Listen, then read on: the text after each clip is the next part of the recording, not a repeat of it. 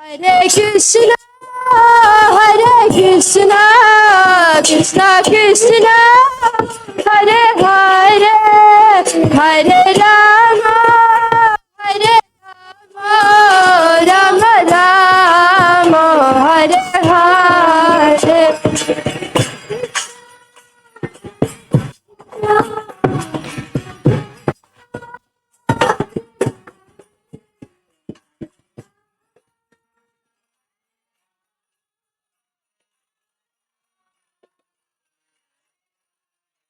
Hare Krishna, Krishna Krishna, Hare Hare, Hare Rama, Rama Rama, Hare Hare.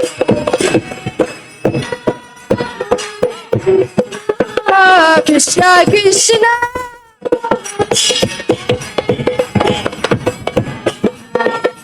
Hare Rama, Rama Rama.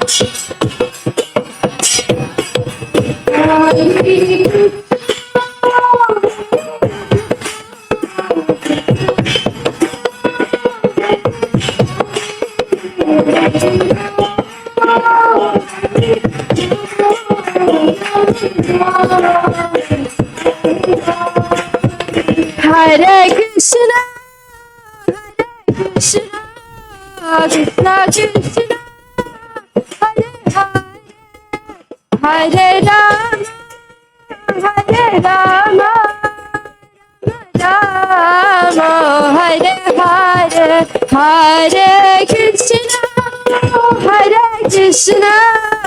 Krishna Krishna, Hare Hare, Hare Rama, Rama Hare Hare.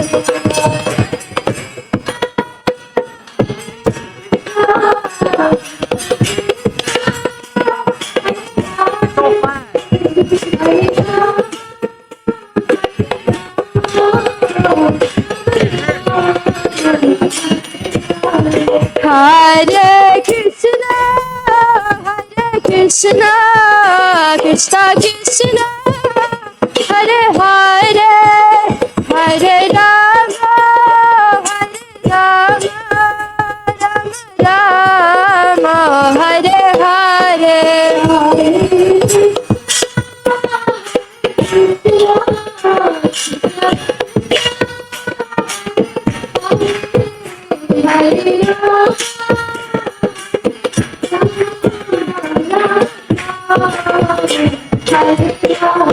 Hare Krishna, Krishna Krishna, Hare Hare, Hare Rama, Rama Hare Hare.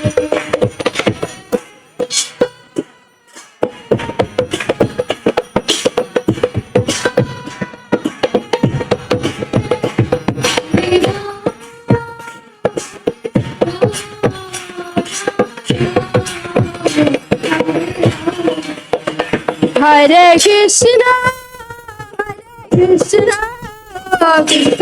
Krishna, Hare Hare, Hare Rama, Rama Hare Hare.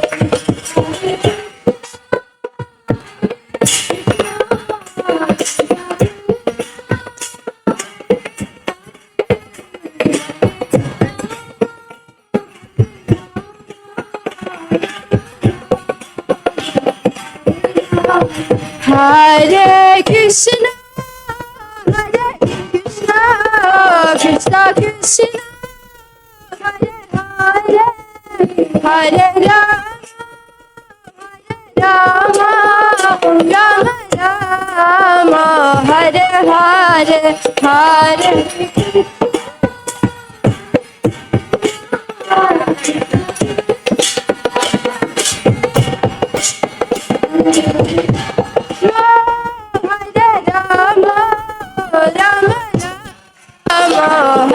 Hare Hare Krishna, Krishna Krishna, Hare Hare, Hare Rama,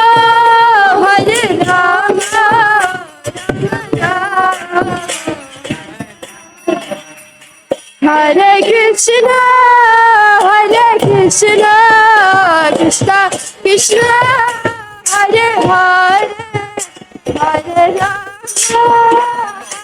Rama, Rama Rama,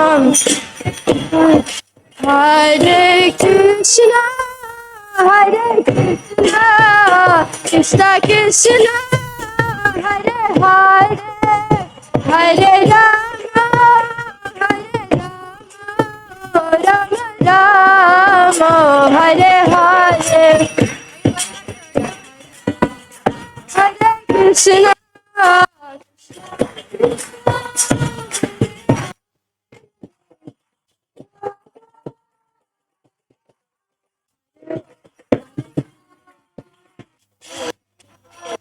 Hare Krishna, Krishna, Hare Hare, Hare Rama, Rama Rama, Hare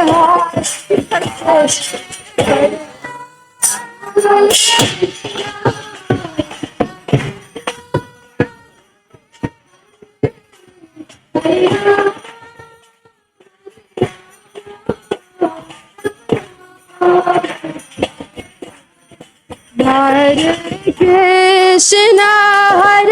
Krishna, Krishna Krishna, Hare Hare, Hare Rama, Rama Rama, Hare Hare, Hare Krishna, Krishna Krishna, Hare Hare, Hare Rama, Hare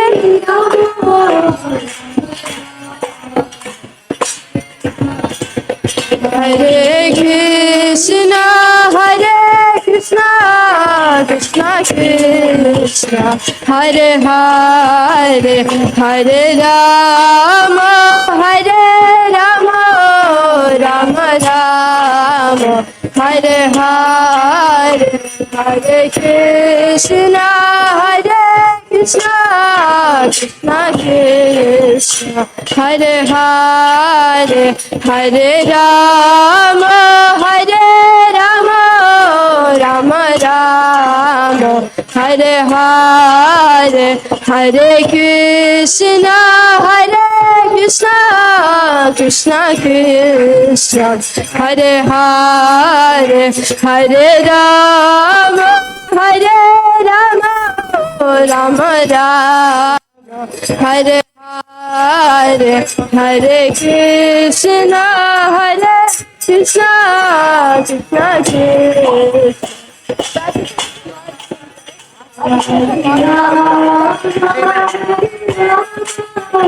Rama Rama, Hare Krishna, Krishna Krishna, Hare Hare, Hare Rama,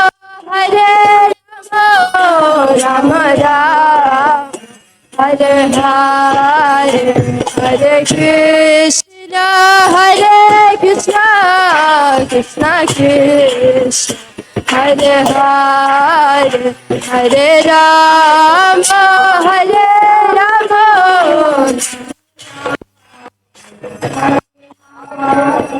Hare Krishna, Krishna Krishna, Hare Hare, Hare Rama, Rama Rama, Hare Hare, Hare Krishna, Krishna Hare Hare, Hare Rama, Rama Rama Hare Hare Hare Krishna Hare Krishna Hare Hare Rama Hare Rama Rama Rama Hare Hare Hare Bol Hare Rama Rama Rama Hare Hare Hare Krishna Krishna Krishna Hare Hare Hare Rama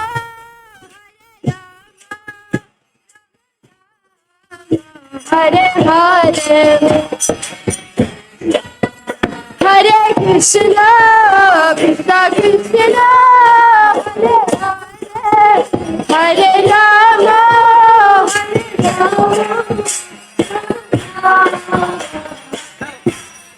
Hare Krishna Hare Krishna Krishna Krishna Hare Hare Hare Rama Rama Rama Hare Hare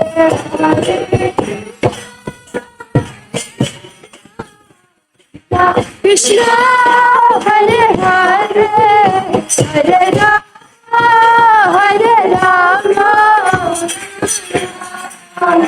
Hare Hare Hare Krishna Krishna Krishna Hare Hare Hare Rama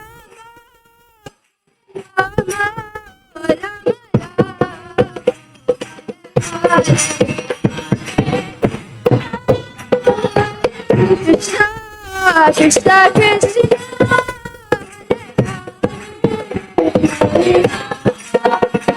Krishna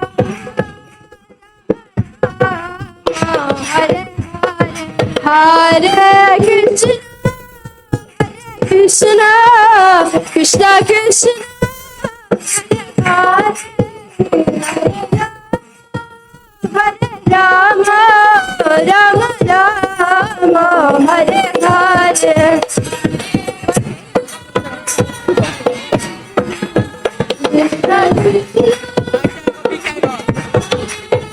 Hare Rama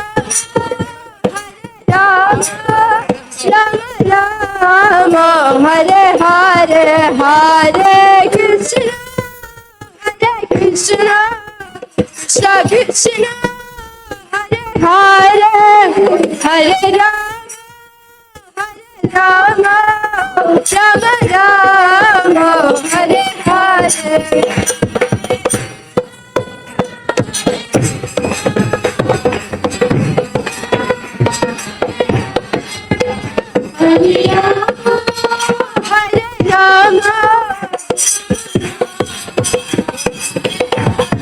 Hare Krishna Krishna Krishna Krishna Hare Hare Hare Rama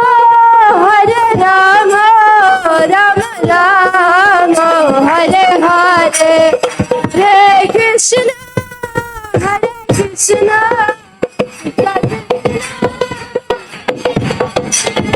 Hare Rama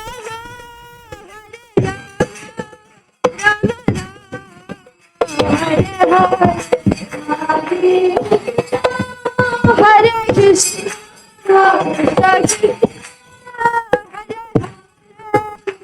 Hare Rama Hare Rama Rama Rama Hare Hare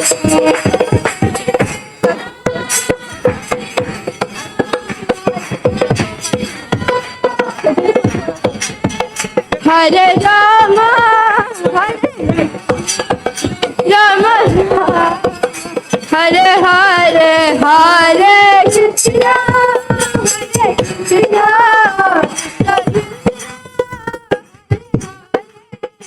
Hare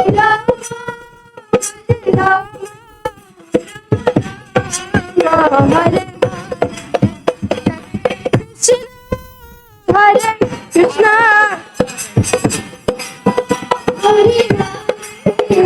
Hare Rama, Rama Rama Rama, Hare Hare, Jaya Prabhupada, Jaya Prabhupada, Jaya Prabhupada, Jaya Prabhupada, Jaya Prabhupada, Jaya Prabhupada, Prabhupada, Jaya Prabhupada, Jaya Prabhupada, Prabhupada, Prabhupada, Jaya Prabhupada, Jaya Prabhupada, Prabhupada, Prabhupada, Nitya Gaura Hari Bol, Hari Bol, Nitya Gaura Hari Bol.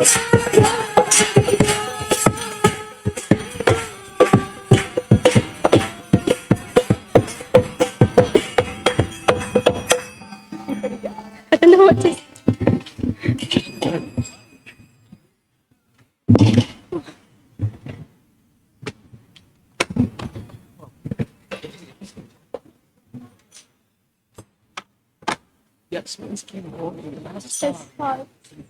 Nama Om Vishnupadaya Krishna Prestaya Bhutale Srimate Bhaktivedanta Swami Niti Namine Namaste Saraswate Deve Gauravani Pracharine Nirvishesha Sunyavadi Paschatya Desatarine Jaya Sri Krishna Chaitanya Prabhu Nityananda Shri Advaita Gadadhar Srivasadi Gaura Bhaktavrinda Hare Krishna Krishna Krishna Hare Hare Hare Rama, Rama Rama, Hare.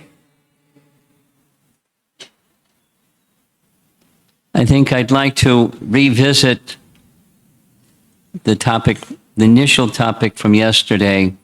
Why are we here?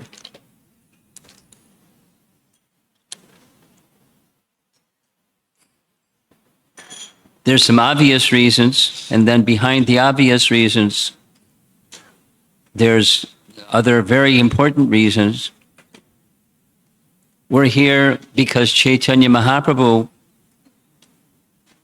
made his visit to Udupi and honoring Madhvacharya in his place in Udupi and saw the beautiful deity of Krishna and Sri Krishna Mat and had some nice exchange with the head priest at that place during his visit, so we'll hear more about that later. But we're looking up to the personality of Godhead, Krishna, in his form as Krishna's devotee, teaching us the way of devotion. That's why we're here. And in honoring him, we also honor devotees. He appeared, Chaitanya Mahaprabhu appeared in the line of Madhvacharya for a particular reason, which we'll hear as we go further. And honoring great devotees like Madhvacharya is very pleasing to Krishna. That's another reason we're here.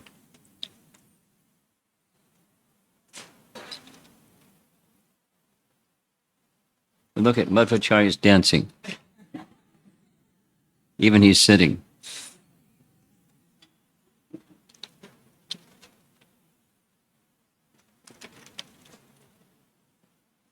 The biography that we heard from yesterday is the latter portion of a biography written by Narayana Panditacharya. Narayana Panditacharya was the son of Trivikram Acharya, who became Chaitanya Mahaprabhu's disciple, and Trivikram Acharya was one of the two most important and well-respected scholars of his time. We heard yesterday about Trivikram Acharya and his son, Narayana Panditacharya. I mentioned, and I thought I would say it again, this book, Mani Manjari, has three parts. It's glorification of Lord Ramachandra, glorification of Krishna, and glorification of the activities preceding the appearance of Madhvacharya, which we ended yesterday. The announcement on top of the Ananteshwara temple by a person inspired by the deity to announce to everyone the anxiety that you're all feeling due to misinterpretation and twisting, etc., of the literatures of Vyasadeva, the Vedas, the compiling portion, what Vyasadeva did, and the writing portion, which Vyasadeva did in Vedanta Sutra, is now going to be corrected very soon. Here in the Udupi region, an incarnation of Vayu will soon appear, and he'll set it straight. That's where we ended yesterday. So I mentioned, I'm going to repeat, what we heard yesterday and what we're going to hear today. It's standard reading for the brahmanas that attend Gurukula in Udupi. Along with Bhagavad Gita, they read these two books. The text, Sumadhava, what's the second word? No. Where is he? I can't,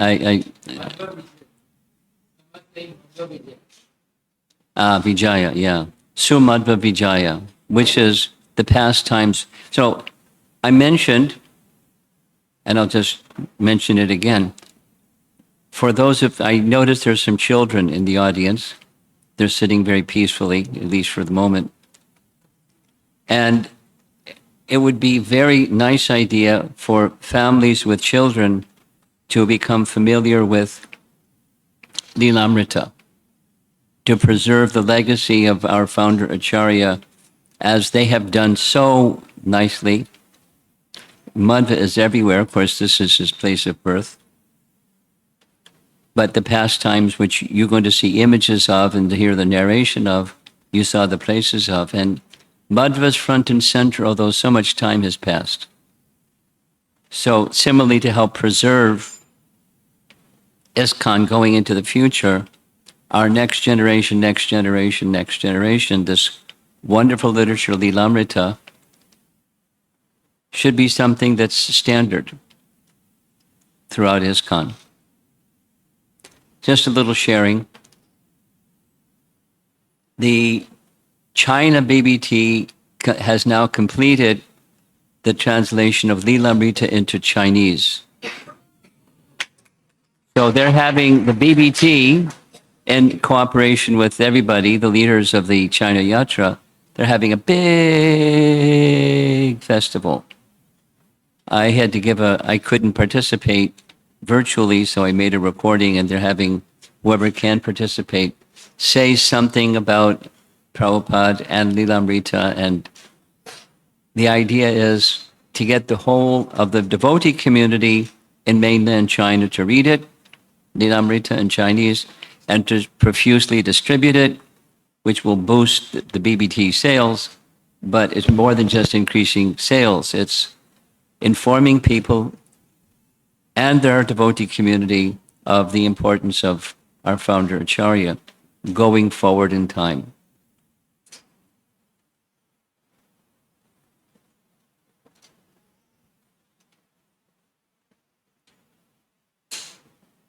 So we ended yesterday hearing about the prediction in Udupi from the flagpole in front of the temple, someone without a amplification system, some people can project their voice, to let everybody know that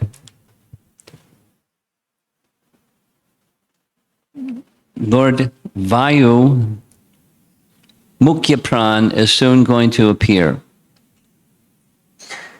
and set everything straight. So here is where he made his appearance. This little bit now about the appearance. This facility where we are visiting. Now this image shows Vimanagiri. My understanding is this is the place we're going to go next. It's a mountain, sometimes called Vimana Giri, sometimes called Kunjara Giri, and the signs all along the way as we were coming here, Pajaka Kshetra. On the top of Panjaka Kshetra, there's this deity of Durga, where Lord Parashuram invited Durga to guard this area. It's a nice painting of Madhvacharya. His father goes by different names, Narayana Bhatta, and his mother, Vedavati. And he's also known as Madhya Geha because he was born and lived in a house amongst a row of houses that was in the middle, so Madhya Geha. Another in the local language, in the Tulu language, Nada Anti Ilaya. And it breaks down, Nada means in the middle, Ilaya is a word for house, middle house, Bhatta, or Madhyageha Bhatta. And this Sumadva Vijaya, it has a Sanskritized version. Bhatta means a learned Brahmin whose house, Geha, was in the middle. So we're going to be referring to him consistently through this as this book, Sumadva Vijaya, does as Madhyageha. So when you hear Madhyageha, now you know who that refers to. It's Madhvacharya's father. Narayana Bhatta, or Madhyageha, had another name, Nandan Tilya Bhatta. That was the local reference to his name. And when the biography of Madhva was composed in Sanskrit, he was known by that name, but later he became Madhyageha. And classical biography knows him by that name. The locals don't know him by that name, but Madhyageha. And Bhatta is a title of a learned Brahmana.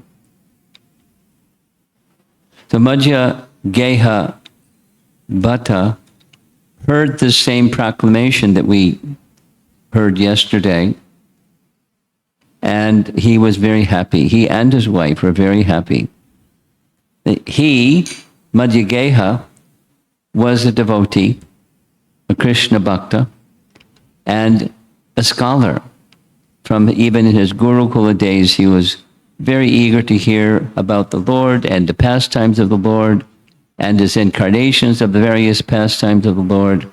And he did service to the Ananteshwara deity in Udupi, which we'll see shortly.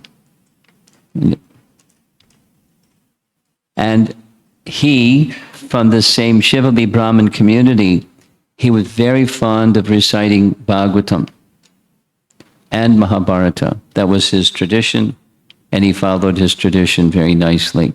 In fact, it is said that the demigods were so pleased by his elucidation of Bhagavatam that they came and heard his discourses. And his father, when he spoke, big crowds would come. Now, how are big crowds going to come out here in the remote places? But he was a very popular person because of his erudition and his bhakti. And so they came and they heard.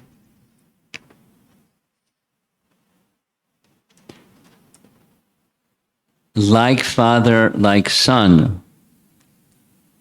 This is a parenting lesson. Like father, like son. Parents often have like a vicarious expectation that their children will be wonderful. One of the best ways to have children that are wonderful is be wonderful.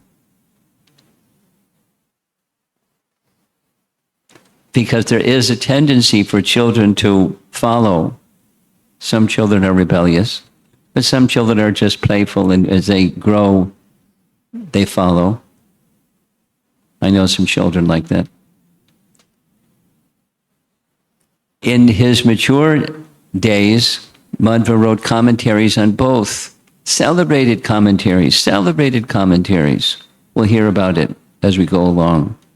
But he wrote a commentary on the Bhagavatam, and he wrote a commentary on Mahabharata. Extensive, profound, deep, essential literatures for those who are followers of Madhvacharya is to have a copy and to read from it regularly. Like father, like son. So that's the parenting lesson. Model what you'd like others to be, whether it's your children or those who aren't your children. Be exemplary persons. You're more likely to get persons becoming exemplary by your good example. The opposite can be said also.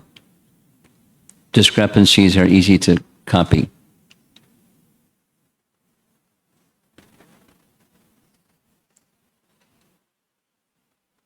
Another nice contemplation is Chaitanya Mahaprabhu accepting Diksha in the line of Madhvacharya had already its precursor or example from Madhva and Madhva's father and the followers of Madhva.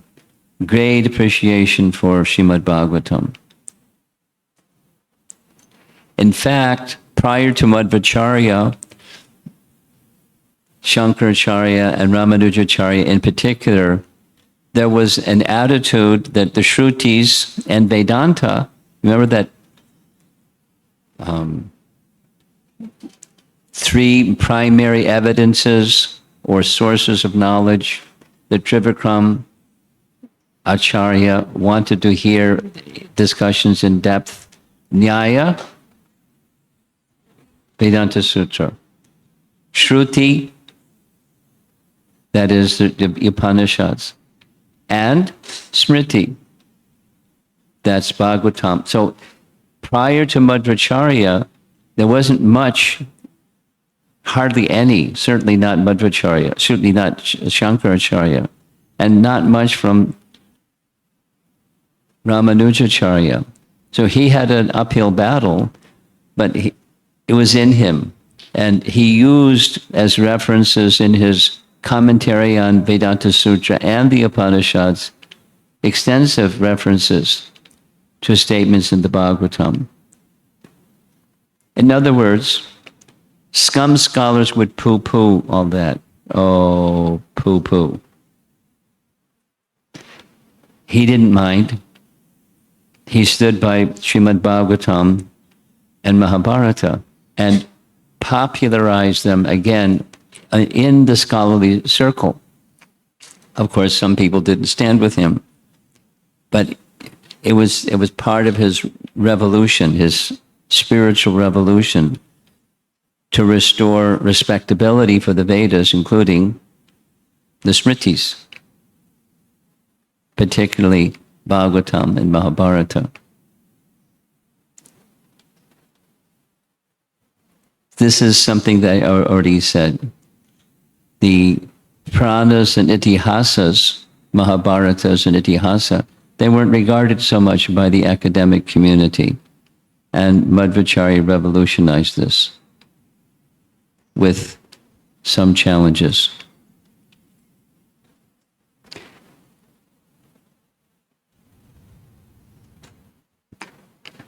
Before Shankaracharya came, people in this region, you heard yesterday, there was a mountainous region that ran north and south, and the Arabian Sea, and Parashuram reclaimed it from the sea. And so in this region in which Shankaracharya appeared, prior to him, people used to follow the Bhagavad Dharma standard, but his influence diminished that. And people would hear and chant from the Bhagavatam. And people used to wear Vaishnav tilak, technically urdhva. Urdhva means it goes up, or an elevated mark. These were marks of the Vaishnavas. But due to the influence of Shankaracharya and the Dvaita philosophy, people left that tradition of hearing the Bhagavatam and wearing vertical tilak. Instead, they wore the other tilak, influenced by Shankaracharya. So they were in this conflicted situation because their upbringing was Vaishnava, worshippers of Vishnu. Now comes this other teaching that says the Absolute is impersonal, is formless, without qualities. And you can worship form, but it's any one of five. So we mentioned this yesterday, but the population kind of went along with it. Although internally, many maintained their partiality towards Vishnu, but they, to be accepted, and they were influenced by the mood at the time, and the teachings at the time. Here's a photograph of the deity that we saw, the family deity, Madhyageha's family deity, Ananta Padmanabha. Nice. Madhyageha was a Brahmana, but he maintained himself in part because he had some land, and the land was tilled by a tenant, and he also had some bullocks and cows, so he could live a very simple life in the village up here. However, as it happens, on some occasions he had to borrow some money to meet his expenses. And on one occasion, we'll get there. He had two sons that died in their infancy, and he had one daughter. And he was very eager to have a son, as was natural and traditional. And so he went to this Ananteshwara deity to beget a son, and depending upon the Supreme Lord. So we rode by buses to get here, or a car to get here. It took a while. So from here all the way to Udupi, he would walk regularly, frequently. From this place, Pachaka Kshetra, took a few hours each way, going to the deity of Ananteshwara, praying for the blessings of a son. Day after day for 12 years. That's a long time to make that journey, a few hours each way. how dependent was he upon Ananteshwara, and very determined to have a son. Here's another parenting lesson. Some of you are parents already, some of you aren't, but someday may become parents. And before you beget children, it's nice to have a sense of dependence upon the personality of Godhead. So using Prabhupada's phrase, not just begetting a child like cats and dogs, but the human form of life has a purpose of serving the Supreme Lord, and how to prepare oneself to be a parent in such a manner that the dependent becomes elevated servant of the Supreme Lord. So it's not just the training when the child is young, etc., but it's before that, and before that, and before that. And essential, illustrated by Madhvacharya, was this dependence on the Supreme Personality of Godhead. So after 12 years of this particular austerity, he approached his wife, and together they decided they wanted to continue living their simple life, chanting the holy names of the Lord, and they performed Garbhadang Sanskara after taking the Lord's blessings. And they stated their desire to the Supreme Lord that they wanted a son, but not just a son, someone who would become a pure devotee, and as a pure devotee help save others from further suffering. So to liberate their son and have their son carry on that process of liberation. The painting on the right is a painting of Lord Vayu. So in this Madhvacharya, it's described that an incarnation of Lord Vayu, or Mukhya Pran, entered the body of Vedavati in a partial aspect. Partial aspect in Sanskrit is angsa. So demigods can do, the Lord can do, and demigods, under the order of the Lord, they may also do. That is a partial aspect of a particular demigod appeared in the womb of Vedavati. The description in this Sumanga Madhvacharya is just like a king enters a well-decorated city that's been made shining and clean in anticipation of his coming. So Lord Vayu came in this same way. This book says that initially at the time of conception, Mani Bhadra, who was an associate of Kuvera, he entered Vedavati's body. After some time, in the last stage of her pregnancy, Vayu came. So it's not like a double soul. What this book says is, just like wind entering an enclosed space can displace objects in that space, so Mani Bhadra was displaced. And this partial expansion of Vayu took his place.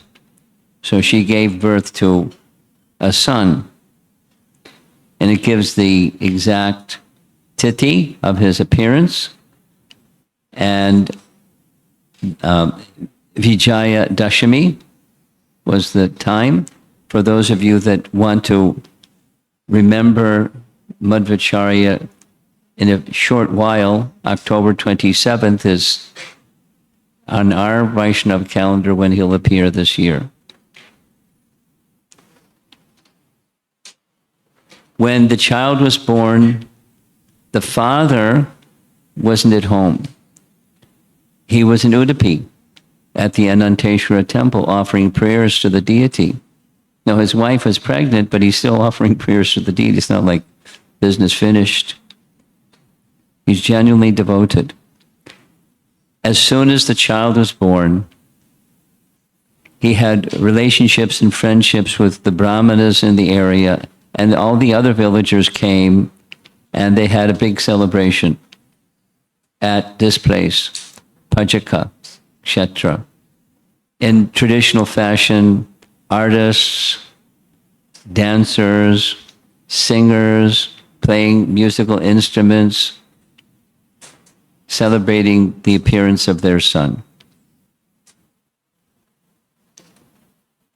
Offering congratulations to the mother, the father wasn't there. But as the father was returning, he heard all the clamor, all the music and everything. And so he hurried up to reach the home.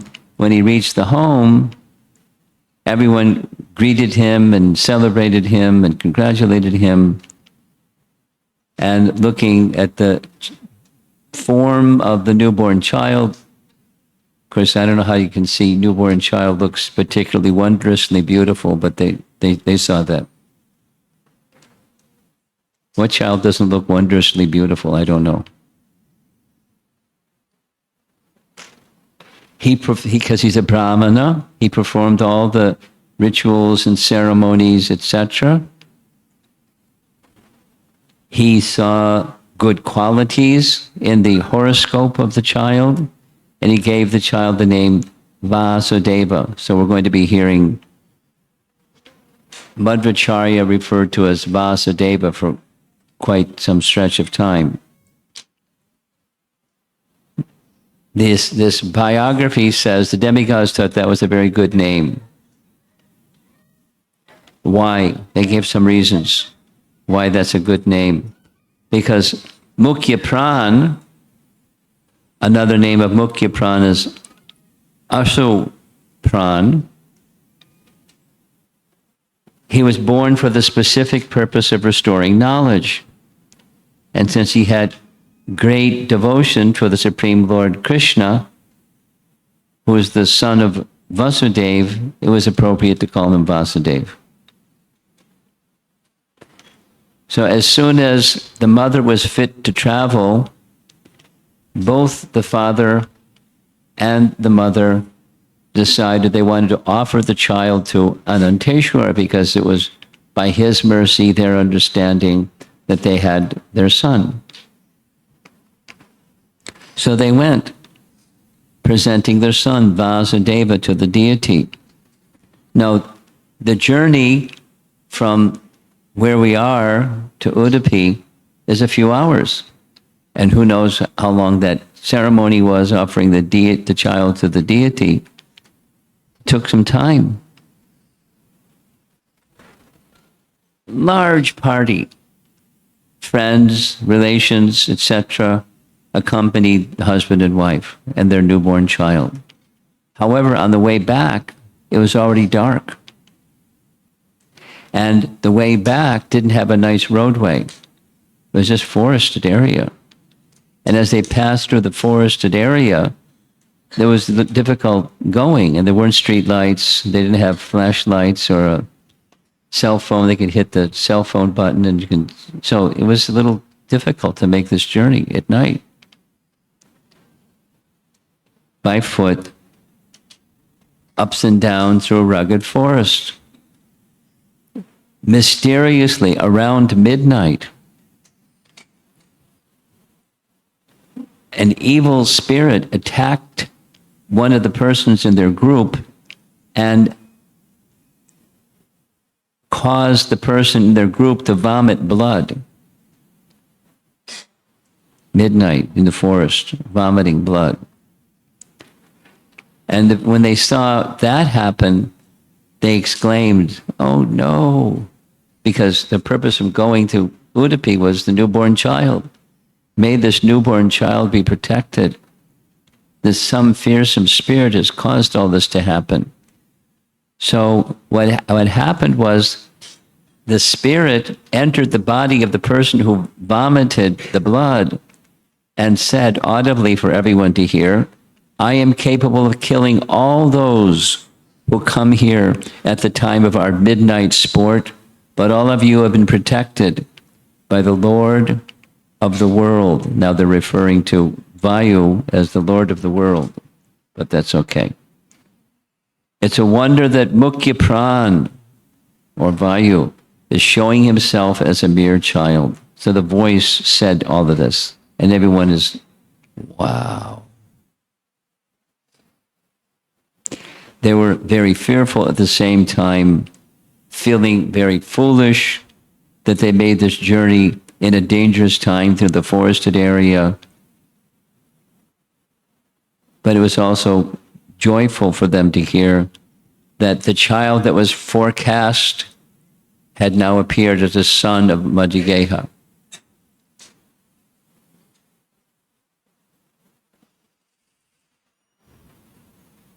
There's a lot of mystery, but in ISKCON, we're used to mysteries. I mean, read Chaitanya Charitamrita, and there's so many mysteries. You know, Gaura Gundadesh Dipika, each one of the associates of Lord Chaitanya has his spiritual counterpart in Krishna Lila. And we don't have a problem with that. Maybe some devotees have a problem with that. Most devotees don't have. So it's mystery. And how does that happen? And how does one understand all that? Narayana Panditacharya understood all that. His father understood all that. The followers of Madhvacharya, they understand all that. To them, it's a mystery that's very nice. No problems.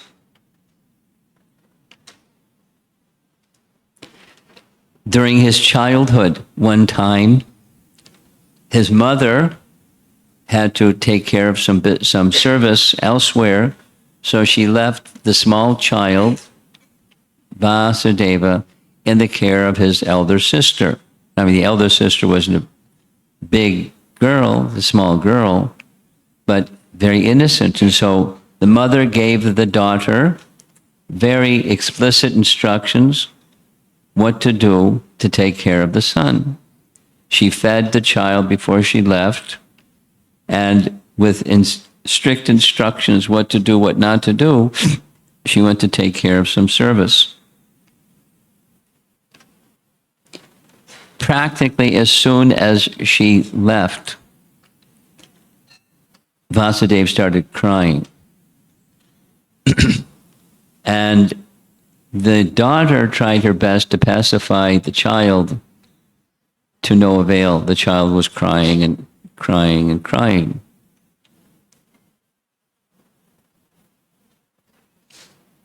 So what to do? She, rather than giving the child milk,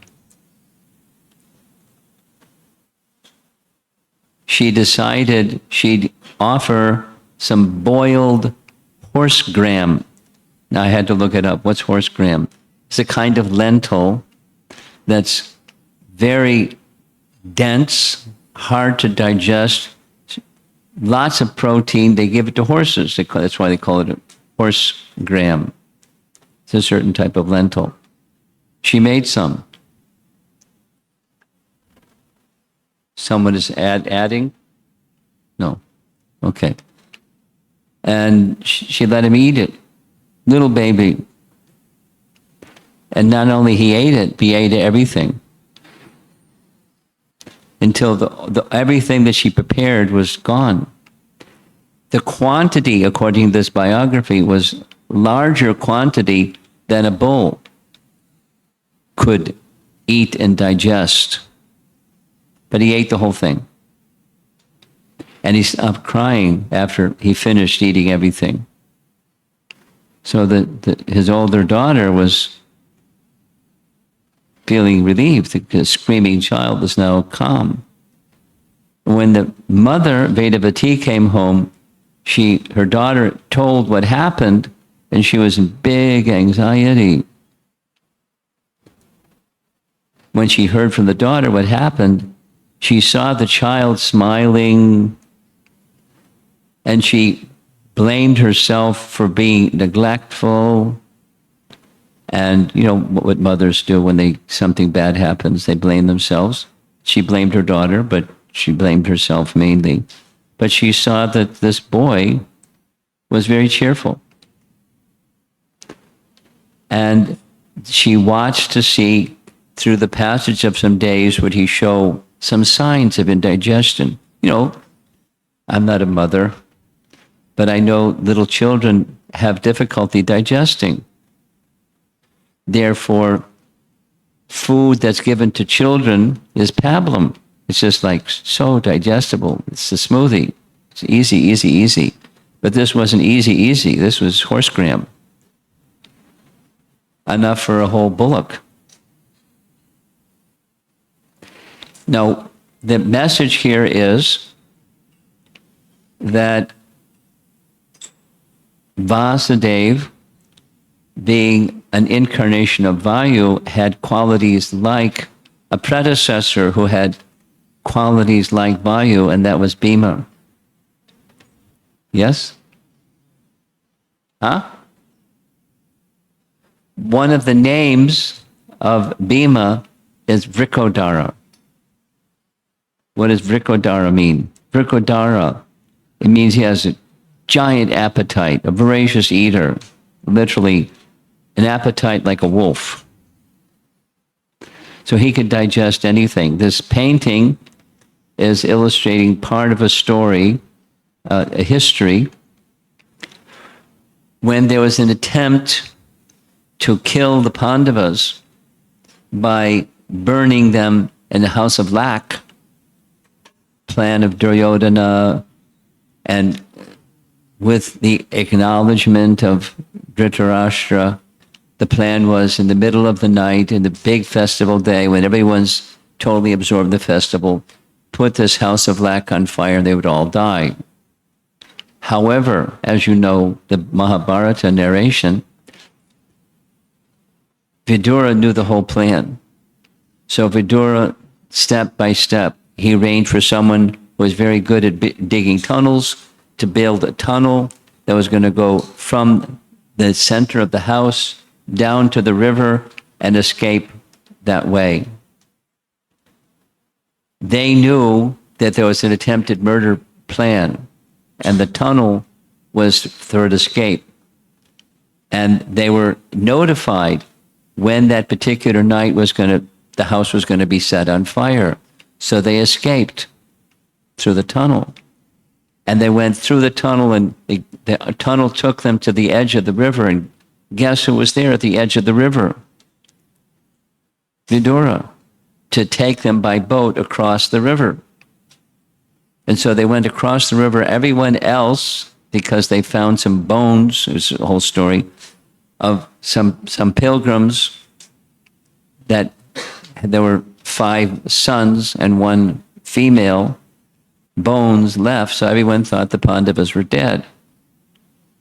So the Pandavas decided, there's many details, to remain incognito for some time. So what did they do? To remain incognito, they dressed themselves as if they were brahmanas. They went to Ekachakra, the place where Lord Nityananda was born, during the time of Krishna. It was a place of high learning. Many brahmanas were in that area. So they went in disguise as brahmanas, and Kunti included, a brahmani, and they were given shelter in the home of a brahmana family. However, there was a problem. Have you noticed there's always a problem? The problem was there was a demon named Baka, different than Bakasura in the Krishna Lila, but the same name, Baka. And Baka was terrorizing the Brahmana community. They made a deal with him, which worked. And that was, rather than you come and terrorize and eat people, once a month we'll sacrifice 1 person and a horse and a cart load full of edibles, and you don't have to come and terrorize. Is that okay? So it worked. On one particular occasion, the family where the Pandavas were staying were in big anxiety because the husband was going to get eaten by Baka, like a human sacrifice to this demon. And the wife was in anxiety, and Kunti said, "What's going on?" And she said, "What's going on?" And she said, "Let me send my son Bhima instead." No, no, no, no, no. She didn't use the name Bhima, whatever the name was he was going by. "You're my guest. I can't let you don't understand my son. No worries. Send my son. He'll take care of Baka." You know the story. So Bhima, on the way to deal with Baka, he was hungry. So one hand he's holding the reins of the horse, the other hand he's eating everything that's in the cart. And it was all gone by the time he got to the place where Baka was. And Baka, there he is, Bhima's eating everything because he's Vrikudar. And Baka was very angry. So he tried to attack Bhima. Big mistake. Bhima finished Baka along with all the edibles that were in the cart. Because he's Vrikudar. He's a voracious eater. As was the next generation, Vasudev. He ate all those horse gram with no problem. We'll hear more about his eating capacity, like Bhima. Or he could digest poison. Whoops. Many of us know the story. There was prior to the House of Lac incident, there was a plan by Duryodhana to kill Bhima. Because when the Pandavas, this is territory everyone's familiar with, so it's Mahabharata. You know the Mahabharata stories, right? Yes.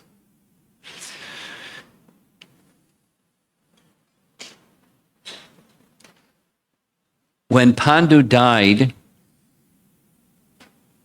Vyasadeva instructed that they should return to Hastinapur because they were living in the forest. When they came back, the boys were young boys, strapling boys, and Bhima was very good at wrestling, and whenever he wrestled, he would pick up boys and toss them in the air, and this was really disturbing particularly to Duryodhana. I want to get rid of this Bhima. So there's a plan.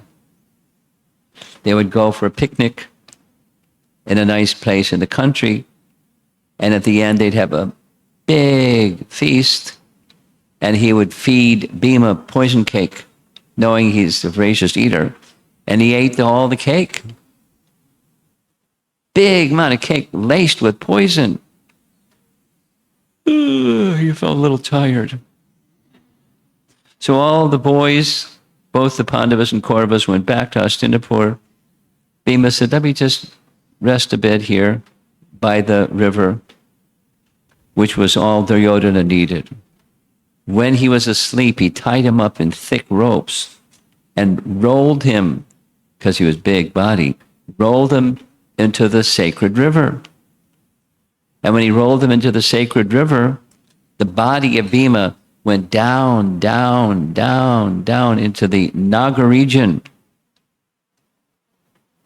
The plan was to poison him and drown him. But what happened when he got into the Naga region, that's what this painting shows, the Nagas bit his body. And the poison that the Nagas bit his body was the exact antidote for the poison that he had eaten with the poison cake. And so he woke up. And as he woke up, the ropes that were binding him burst open. And they went before the king of the Nagas, and the king of the Nagas told him everything that happened. You better get back to the Hastinapur. So when he went back to Hastinapur, he told Yudhisthira everything that happened. The Naga and the Naga king and the whole thing. And he was ready to let him have it. You don't mess with Bhima. And Yudhisthira said, the time isn't right. We've been away. He has all his allies. It's not the correct time. Just watch our backside. be very wary. This Duryodhana is an envious and dangerous person. So, all of this is to say, as a little boy, here at Panchakashetra, little baby ate a big amount of horse gram, and he loved it. No problem. Here's a nice painting that shows something that we will hear many, many times. But there in the foreground is Madhvacharya, and behind him are the two. Let's do it again because we said it yesterday. Who was Hanuman's father? Vayu. Who was Bhima's father? Vayu. And Madhva is Vayu, or an expansion, an angsa of Vayu. So they're connected. And Madhvacharya performed activities like Bhima and like Hanuman. And one of them we're going to hear shortly. So he's as a small boy performing activities like powerful Bhima. There's in this book, so Madhvacharya, there's an incident where one day, suddenly a small boy, he disappeared from home. Nobody knew where he went. They searched everywhere, couldn't find him anywhere. They searched in all directions. For hours, they couldn't find him. Suddenly he appeared. He appeared holding on the tail of a bull. And there he comes merrily along, hanging from the tail of a bull. Big, big bull. But he looked very happy. So, you know, when you see a big bull and a small child, and he's missing for hours, what are you going to feel? Holding onto the tail of the bull.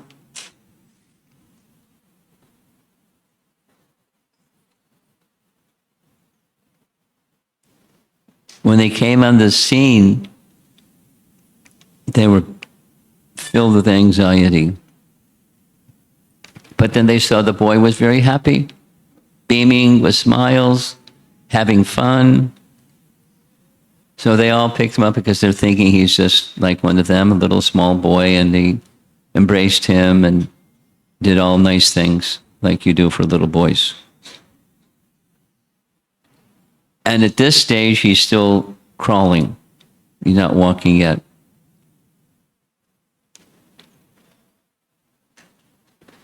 As he started to grow and started walking, look out, he had energy that knew no limit. And as he went here and there, he didn't give people trouble, but they were very concerned. Where's this boy going to go? He's got so much energy. You know, parents and children.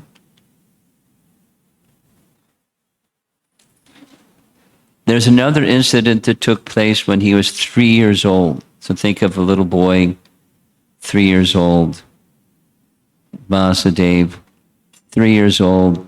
The family went to a place where there was a family function in a nearby village, Nidiyur village, where his mother, Vedavati, her family lived. So they had a big family function. What's a little 3-year-old boy going to do when there's a family function? They're going to get bored, right? Completely bored. So they were doing their family function thing, doing, you know, village talk and happy times. And the little boy started wandering around, 3-year-old boy. And he went to the nearby temple. There's a painting of the deity of Narayana in the nearby temple. And after seeing this deity in the nearby temple,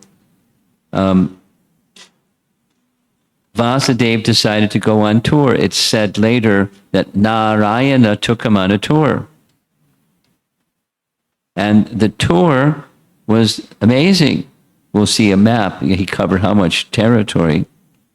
And he asked the local people, you know, where do you want to go? Or the people asked him. And he was just smiling at them. And for the next 1.2 kilometers, he went to another Shankara Narayana temple in Côte d'Ivoire. Here's a nice photograph of that temple and the deity in that nice temple. And he went into the inner sanctum and offered his respects 1.6 kilometers away. From there, he went to another temple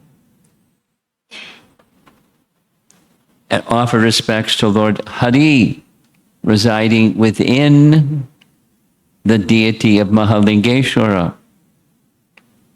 So there's some deities of Lord Shiva that it's said Lord Hari resides within that deity. He took darshan, and then he went to Udupi. And from Udupi, he saw another Lord Vishnu within the Shalagram Shila. Here's a little detail. Srimad Bhagavatam, Canto 3, Chapter 29. This is a chapter that deals with devotional service. That's the title of Chapter 29. Instructions for a Vaishnava, because we're going to be seeing some deities of Lord Shiva, so let us hear what the instructions of Srimad Bhagavatam, Kapila Dev is for us Vaishnavas. In the title of the chapter is Devotional Service. He, that's us, Vaishnava, should offer great respects within the mind to all living entities, thinking that the Supreme Lord has entered that entity as Antaryami. Oops. Confirmed in the purport, the Gautamiya Tantra, if a person who worships Krishna criticizes the Devatas, whatever dharma he has accomplished is destroyed. What to speak of attaining dharma in the future? It's a big offense, so don't criticize the Devatas. We don't have to worship them, but if you do, it's the Supreme Lord within them. That's the teaching of Bhagavatam.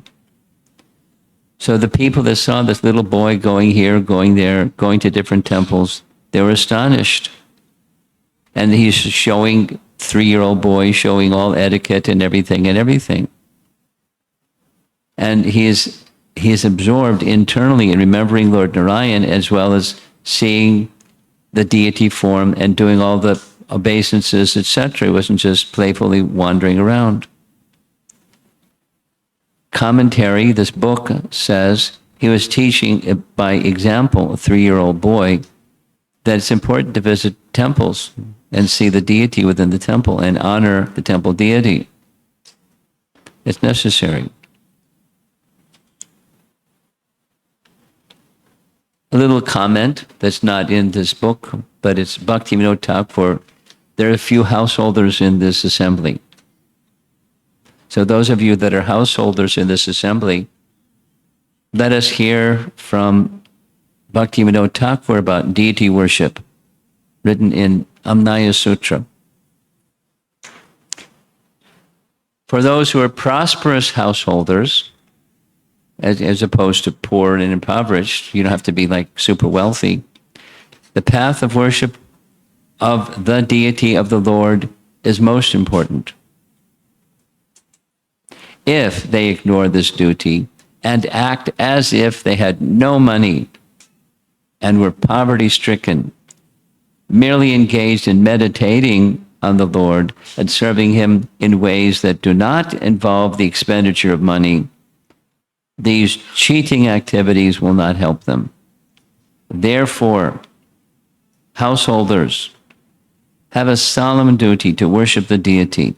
If somehow they're not able to worship the deity directly, then they should worship the deity in meditation. So here's a map showing where he went. And the blue line is showing where he went. Now, over on the far left side is the place where he ended up, but where he started was way up there in the upper left.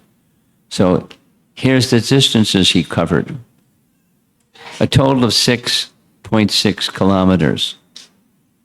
the Shankar Narayan temple, Mahalingeshwara temple, the Mahalingeshwara temple in Udupi.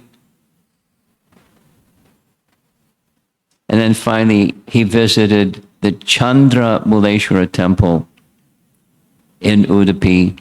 We heard about Chandra Muleshwara yesterday. And then he went to Ananteshwara. And he stayed for some time. So all this time, the family's so busy with their festival over there in his mother's family's area. They were so busy, they didn't even notice this boy was gone. And then when they noticed the boy was gone, they were a little panic-stricken. So the father asked the mother, have you seen the boy? No.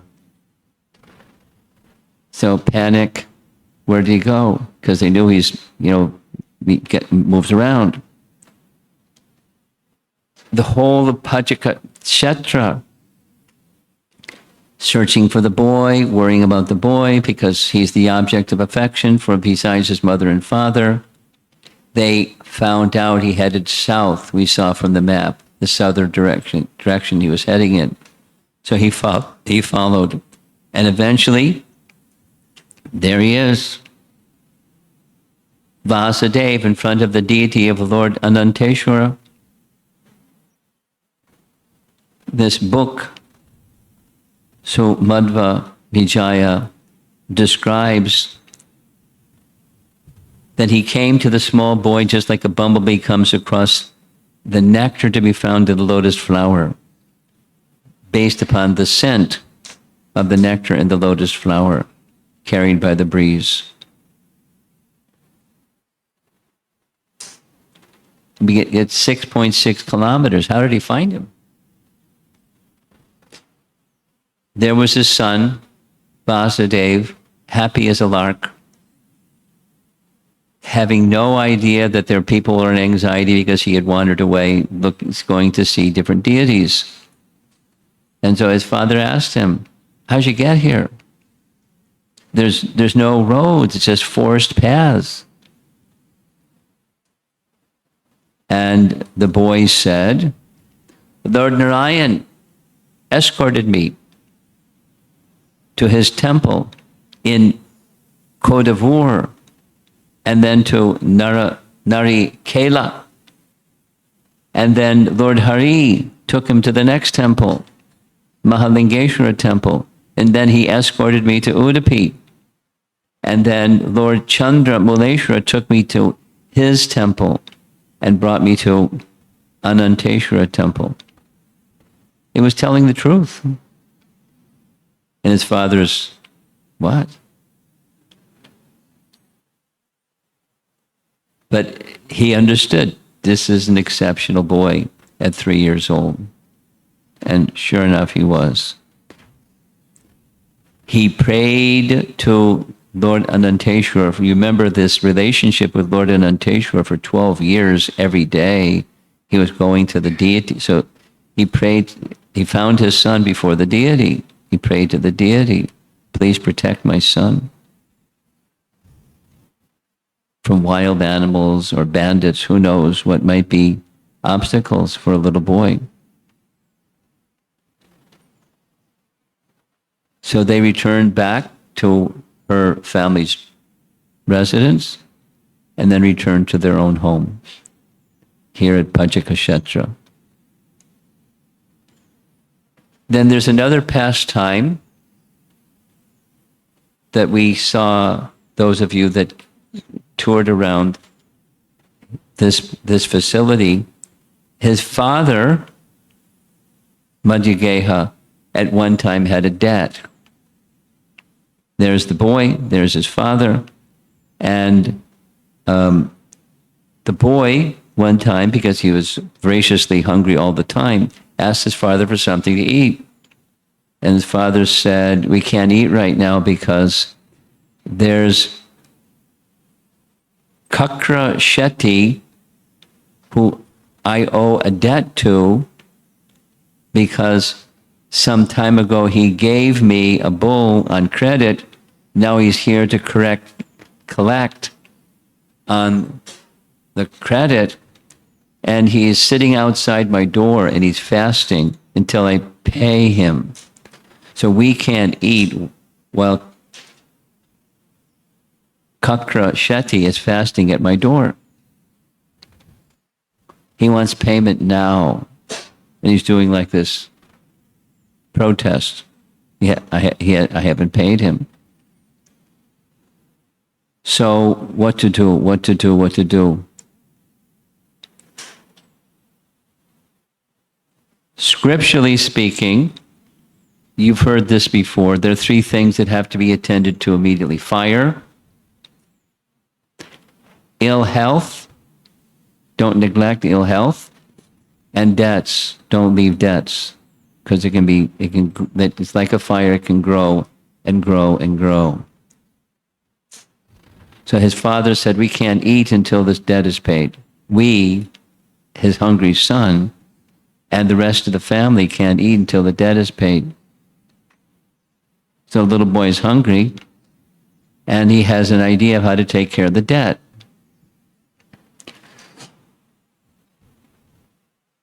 Vasudeva said, please prepare something, I'll take care of the debt. So there you see on the left, there's some tamarind seeds that over a period of time, the boy, Vasudeva, would gather a bag full of tamarind seeds that came from the tree. And he played with the tamarind seeds like it was coins. So Madhvacharya saw him with this bag of tamarind seeds, and the boy went to Kakra Shetty, who was fasting at the doorway. And he said to the Kakra Shetty, please take payment of the debt of my father. Here's a bag of tamarind seeds. Oh, little boy. And Kakra Shetty went along with the idea and accepted payment in his playful mood. However, when he opened up the bag, it wasn't tamarind seeds anymore. It was gold coins. Miracle, huh?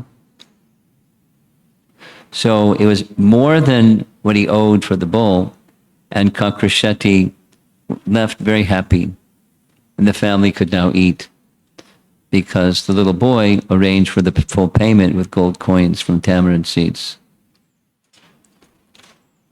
Again, from time to time, he would take a loan from Kakra Shetty, and again, the loan was to be paid, and Kakra Shetty came to the home to receive payment. And this time, instead of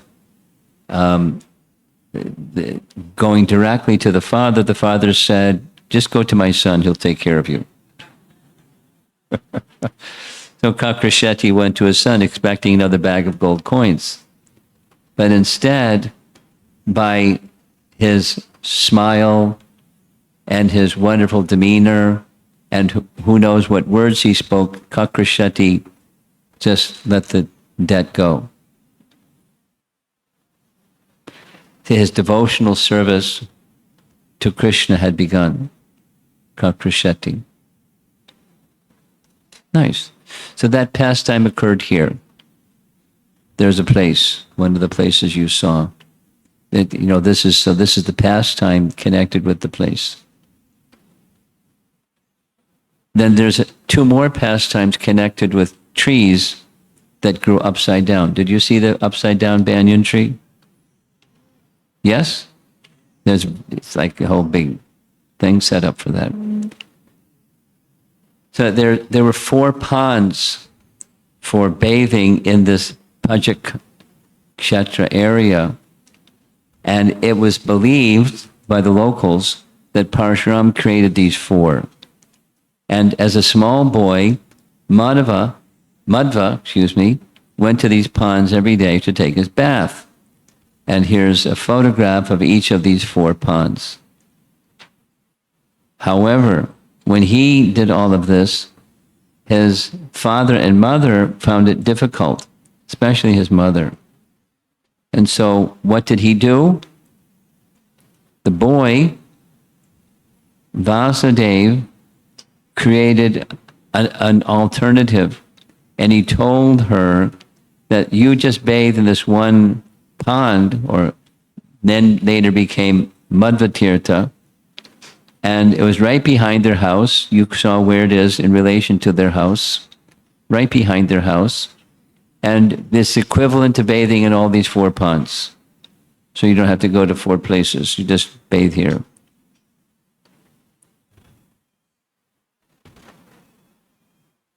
Yeah.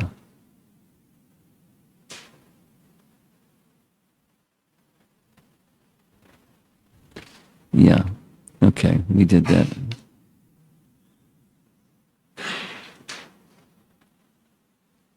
However,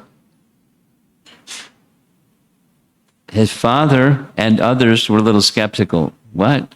Bathe in this one pond is equal to four ponds? So he demonstrated, I'll show you. Here's the twig or a small branch of a banyan tree. I'm going to plant this banyan tree upside down, and it's going to grow with the root upwards. So he pledged just water this banyan tree with water from the pond, Vasudeva Tirtha, and it grew. So people started believing this boy has powers. And there was another pastime, similar but different. There's the twig of the banyan tree. The boy was walking around with a stick in his hand. And his father asked, what are you doing with that stick in your hand? And he said, I'm going to reestablish Varnashram Dharma. What?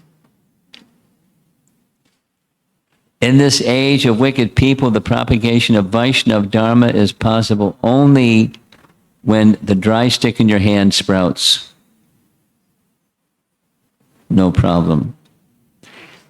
The little boy planted a stick, and the stick sprouted and gradually grew into a big tree. So that's the tree that you saw in the back. That's his establishing not only of Varnashram Dharma, but Vaishnava teachings. So now when what time is it? It's 10:15. So we've been going for an hour and 15 minutes, but I haven't finished yet. So there's part two of part two. 5 more pastimes. We saw inside here that little stone slab, where he learned from his father how to write. And the procedure was he performed the ceremony of writing on this stone slab. This is a painting, and there's where we saw the stone slab. And the Tulsi plant, was right above where the stone slab was, etc. Pastime.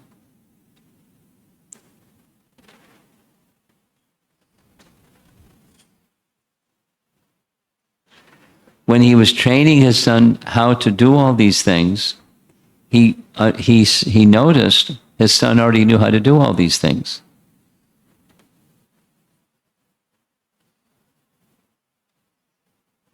The goddess of learning, Saraswati, was his teacher. They took it. And through his whole primary education, it was like that.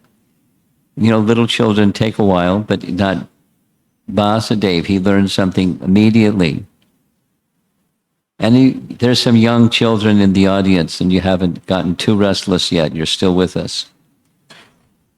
Do you know anyone that just hears something once and they understand it completely? I don't know anybody like that. As soon as his father showed him something, that was it. He understood it, he could replicate it. They understood Goddess Saraswati is guiding this young boy.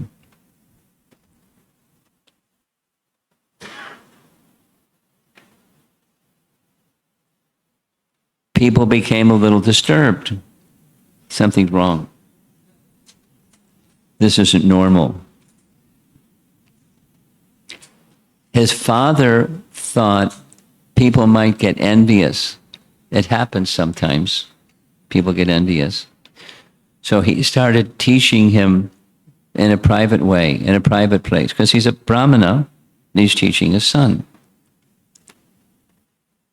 And it happens.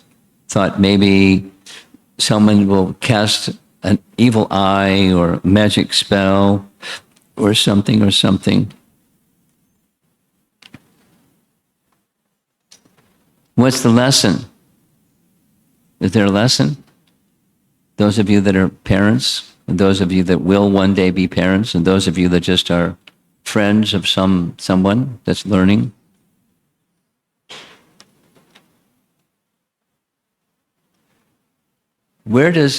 It's like the question came yesterday, where did this king who knew how many soldiers would die by counting the peanuts that Krishna ate for lunch or dinner? So where did that come from? Where does anything come from? Pride and envy are very dangerous, and it's very common. So beware of pride and beware of envy, because it's very common and it destroys everything. So his father was a Brahmin, and he knew people are going to be envious of this boy. And in our Vaishnava culture, does envy creep into our Vaishnava, ISKCON culture? And does pride creep in? Not just creep in, manifest itself boldly in our association with others? Beware. Within yourself, protect yourself from that tendency, unnecessarily competitive with your children or yourself or some dear friend or something, and then get into groupism. You know what that one is. It happens. So beware. It's a lesson. Madhvacharya understood. So he was being very careful. His son exhibited knowledge in many cases without even having been instructed in something. Here's a nice example. Another example. He's a little boy. He went with his mother to attend a wedding. He wasn't interested in weddings. He's a little boy. So while he was there, he wandered away from the wedding party. And he went to a place where there was a Brahmana by the name Shiva Bhatta, and was reading some passage from the Puranas. Vedavati, his mother, is over there with the wedding festivities, etc., etc. And he's not interested, so he's hearing the Brahmana reciting Puranic stories. And as the learned Brahmana was reciting a Puranic story, little boy, Vasudeva, spoke up and said, "You're telling it incorrectly.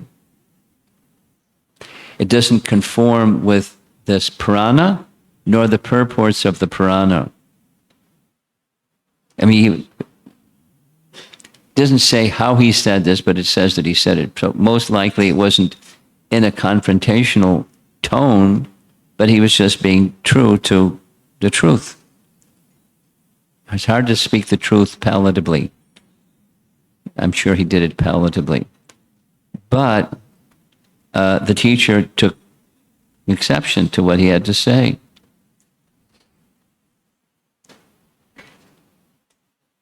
And so the teacher said, "You want to give the correct message?" And he stood up and gave the correct message. And everyone was like, "Wow, this boy is really something." According to the biography, flowers poured from the sky. The demigods honoring this young boy, Vasudeva, how gifted he is. And the Brahmin lost his audience at that. And he sat there alone. So the little boy went back and asked his father, This is what was being said. This is how I responded. Was I correct or was the Brahmana correct? And his father heard everything out and said, you got it correct. Now, how do you bring that to someone's attention if they're speaking something that's not authentic? I mean, how to do that, because that's, anticipating a question. I'm giving the answer to the question I'm anticipating before I hear the question. It's not easy. Bhagavad Gita 17:15 speaks about speaking the truth palatably. You have to be in the mode of goodness or you can't do it. So if you can't do it, better not. But if you do, then let it be in the mode of goodness where you're not confronting or challenging, but simply there's a certain Sanskrit phrase that you're seeking the truth. In that mood, you can say, for an audience. Same thing happened right here at Panchakshetra. His father was one time speaking something from the Puranas in a large gathering because his father was a celebrity speaker. And his son was listening carefully. And he said to his father, you made a mistake. He didn't say you made a mistake. There's a certain word in this Puranic passage that is very important, and you didn't illuminate and explain this particular word. So he spoke respectfully and drew his father's attention, and his father didn't take it, he's correcting me, he's seeking the truth. Specifically, the biography says when he corrected his father, no trace of egoism, no boasting, both his tone and his demeanor, the whole situation was charming because he simply wanted the truth. And that was his life. And he was able to do it because that was his life. It wasn't confrontational, I'm smarter than you kind of mood. Not easy. And his father took it in that way also. On our way to come here, we passed by a place where there was a serpent who was a demon named Maniman. The serpent was killed. The cobra showed his head, we'll see shortly. So before that, he is very young still. 8 years old, his father sees this little boy is precocious. I want to perform a little prematurely than normal, but I want to give him his upanayana. So at the age of 5 years, although it's normally at 8 years, Brahmin boys are given their upanayana, and he received his upanayana at 5. Maybe there's some boys here that are 5 years old, or around that age. And what did he do? With Upanayana, he did all the rituals and his Gayatri mantras and Sandhya Vandana. He was very particular in following all the regulations. Here's a place that we passed on the road that shows a pastime. It commemorates the pastime where,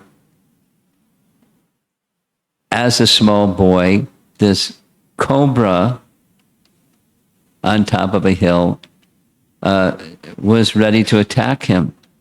A gigantic serpent was ready to attack him. This was a demon or an asura named Maniman, who was re-established from the Mahabharata period and had envy towards Bhima. So now he's directing that envy towards Vasudeva. So there's a cobra. He raised his hood. He's a giant creature and showed his fangs and was ready to attack. So what did Vasudeva do? He put his big toe on the demon, and the demon left his body and showed that's what's behind the big demon. And behind the big demon is Bhima with his club. There's another nice painting. Apparently there were some boys that saw all this, and they were like, wow. And when his mother heard about it, she was in big anxiety. Well, before she heard about it, he was missing. He was delayed and is coming back. That's another place that we saw. So she called his name loudly. And when she called his name loudly, he immediately responded. And by his response, he big jump. And where his feet landed, there's a little temple. It shows his feet where he landed. And there's a deity or murti, a Madhvacharya, we saw. So again, now he's exhibiting characteristics like Hanuman. Hanuman could also, in one jump, travel a big distance. He had characteristics like him. This is the place. Of course, now it looks a little different, but this is the place some time ago commemorating the event that you can see on the sign, Pajaka Kshetra. We're almost done. We saw the place, the vessels that had curd and milk, and his mother said, can you cover the vessels? You saw the big stone vessels? And he's no problem. He took these 2 stone slabs. Who could lift these 2 stones? Look at those slabs, they're gigantic. And he picked them up, showing the power of Bhima. Or Hanuman also was so they could carry a mountain. And after putting the stone slabs on top of the stone vessels, he ran away to play with the other children. There's one of the slabs, there's another one of the slabs, and we have 20 slides remaining. It is 10:30. I don't see anybody nodding out right now. So I think, should I continue? Because we can do it later. I'll continue. If anybody is fainting and passing out, I'll stop, but we'll continue. So now he's a little boy, he's in Gurukula, he's got a teacher. His father was relieved. Now this very end, he's got his Upanayana, which means he's 5 years old and it's time to go to school. After Upanayana, you're ready to study from a school teacher. And the school teacher was Pungavana. He taught all the local boys. Now he's younger and smaller than most of the boys, but this Totani Tilaya, Tota, just like in Tota Gopinath. Tota means garden. So he had this name because he had a garden and some land. So there's the teacher, there's his students, and his father is really relieved. He's now under the care of a really good teacher. Totan Tilaya. However, the mischief continues. He's a very playful boy, and he's very strong. So every time they had boys' activities like wrestling or his academic studies, everything, he was the best. Why? Because he's an incarnation of Vayu. His mind was swift, everything was under control. Nobody could compare to him. That image in the center, that's again an image of Vayu. He would challenge the bigger boys and defeat them always, because he's Vayu. Or he got the nickname Bhima. And whenever he would capture somebody in his grip, they couldn't get free from his grip unless he personally released it. Just like Bhima, but also like Hanuman. Very strong. Very, very strong. Although he is just 5 years old.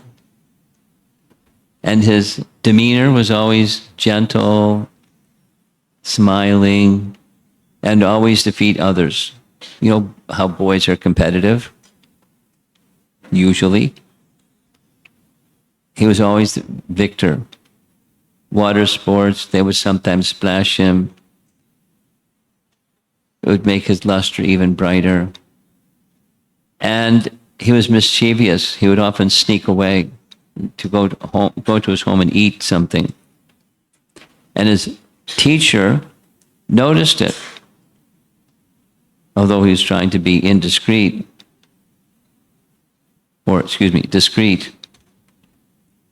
So he confronted the boy, said, "Why do you not study with your other school friends? You act as if you don't even care about your studies." And the boy replied, "I already learned everything, so why do I have to do it again? It's a waste of time. And besides, I'm completely up to my studies. So his teacher found the reply of Vasudev to be not proper, so he challenged him. "Let me hear you recite the slokas that we learned today." So the boy, Vasudev, not only recited the slokas that they learned today from memory, but he recited the slokas they hadn't learned yet.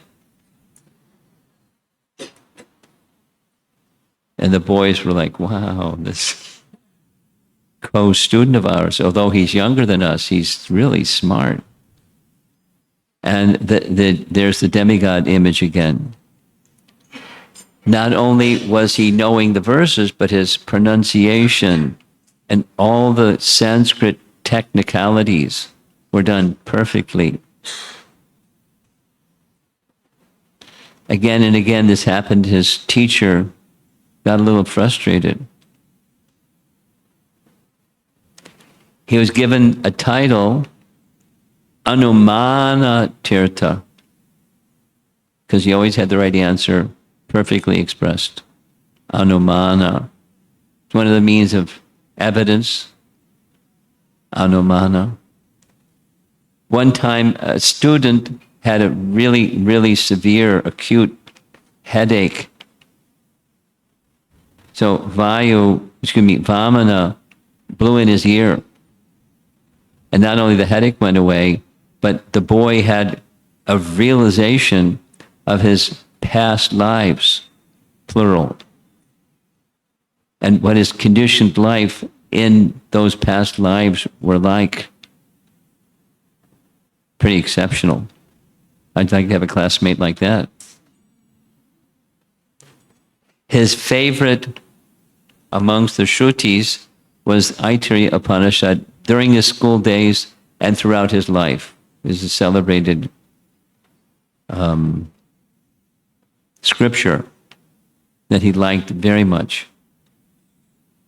And he learned it completely hearing it once.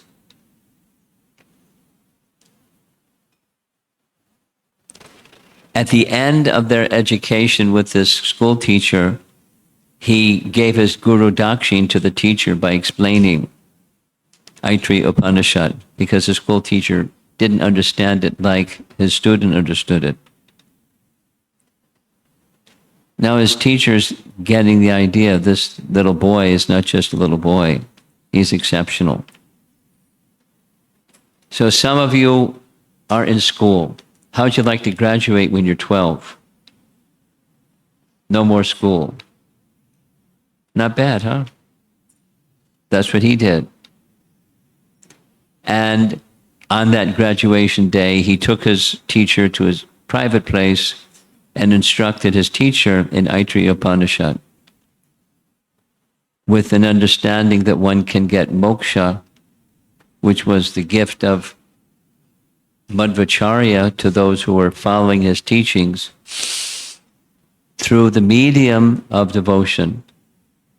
Moksha through the medium of devotion. Now, followers of Chaitanya Mahaprabhu have, and not only followers of Chaitanya Mahaprabhu, Prabhupada would often speak about others King Kulashekar and so forth. Not so interested in moksha. But one of the key gifts of Madhva to his followers, which was instructed by Lord Narayana to Vayu, restore this capacity to reach liberation again.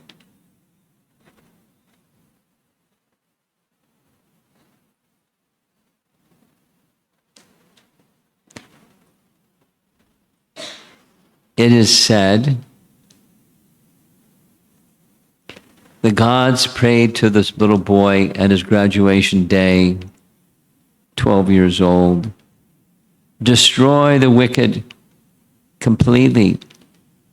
Give happiness to your own people. Describe fully and clearly the concealed qualities of Lord Vishnu immediately. So he's getting ready for his next mission after completing his graduation. Remember his elementary teacher. And his elementary teacher, he went back and visited after he had become a sannyasi and again offered Guru Dakshin to that elementary teacher. The elementary teacher didn't require that. In any case, Madhva, as a sannyasi now, instructed him in Aitreya Upanishad that his teacher said, I don't need anything, you're already a sannyasi, and you have a new system of teaching, so no need for dakshin. But he asked his wife, this is another celebrated event, he asked the wife of his teacher, so like mother for a little boy, the wife of the school teacher is like a mother. So he asked her, would you like some dakshin? And she said, well, as a matter of fact, when my husband was conducting the school, you boys would go to a nearby reservoir of water and gather water to water our garden. But now there's no more students. And so the garden is drying up and it's too difficult for me at my age to go get the water. So he said, no problem. He created this danda tirtha, because he's sannyasi. Sannyasis have a danda. And he plunged his danda into the earth, and from the earth gushed forward this nice little reservoir of water. Now it looks a little different than probably did then, but it's a continual flow of water that she could easily gather water for their garden. So that place is Danda Tirtha, similar to this Vasudev Tirtha that we saw back here. And in his pastimes, 3, this is one of 3, we'll see the other ones as we go along, also called Danda Tirtha, using his danda to create some service. And that service of creating a danda tirtha, in Udupi, there is one of those danda tirthas that the head of the Adipati Mat in Udupi bathes in this place every day before he does his deity service. And almost done. Here's that, remember that image on the right side where you see a book and smoke is coming from the book? That's a hint to me that says I'm supposed to read something to you.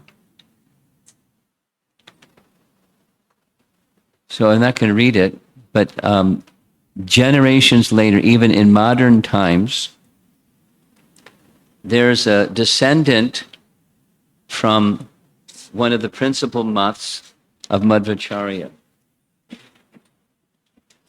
a descendant of the teacher, Totanilya, his teacher, Totanilya, had a descendant who in recent times He migrated to America. He had the profession of a psychiatrist in the 1970s. And he was serving as a physician in Rikers Island. Many of you don't know what Rikers Island is. It's a prison off of New York City where they kept prisoners because it's an island. Or once you put people in the prison in that island, if they try to a breakaway, what are they going to do? They'll drown. So it's like a high security prison, Rikers Island. It's infamous.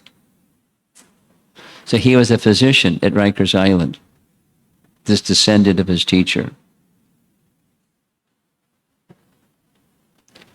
One night, he received a call from the prison authorities. Immediately, come to the prison. There's an inmate in the prison that wants to commit suicide. So at that particular time, he was living some distance away.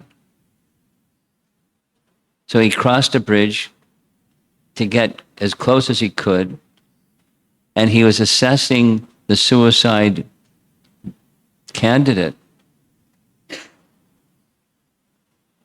And he found that it wasn't the result that he was traumatized by being beaten by other inmates. It was 1 or 2 in the morning. What to do? Stay at the prison until the next morning? Try to somehow go back? And then he stayed. He had a dream. This is the descendant of his teacher, Totilia. During his dream, he decided to have a nap and then drive because he was feeling drowsy. In the dream, he saw that he was on one side of a gorge, and below there were many monkeys. One among the monkeys was Hanuman, tall, dark, and that monkey started throwing stones at him in his dream. The psychiatrist, in his dream, began to run away from the monkeys. And he found himself in his dream in an alley, cornered. As he was trying to exit the alley,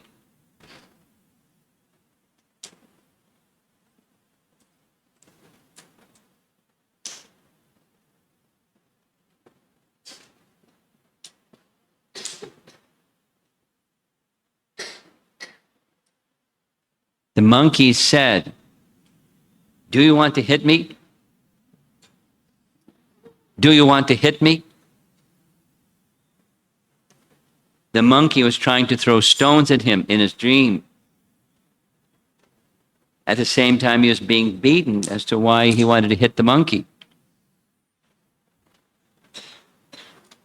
In the dream, a stone hit him, and then he woke up.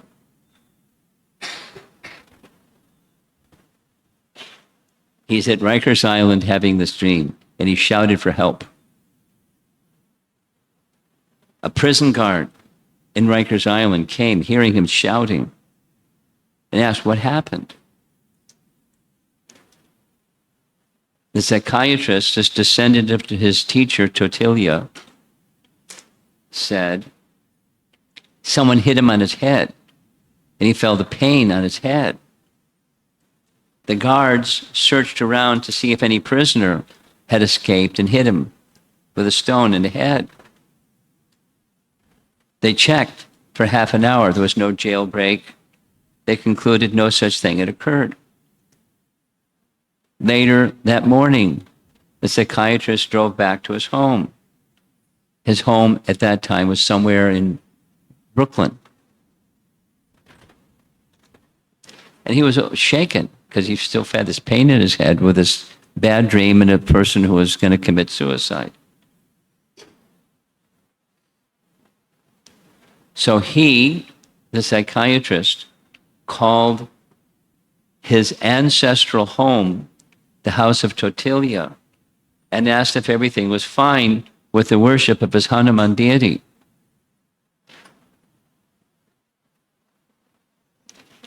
His nephew in his ancestral home said, a few days ago, the roof above the Hanuman deity had begun to give away and appeared that it may crumble at any moment. And that his nephew said they're making some arrangements to fix it. It was Hanuman in the dream saying, "Do you want to hit me? Do you want to hit me?" The psychiatrist understood that Hanuman wanted to be taken care of. He took his next flight to India, went right to the Hanuman temple, and the deity of Hanuman's picture,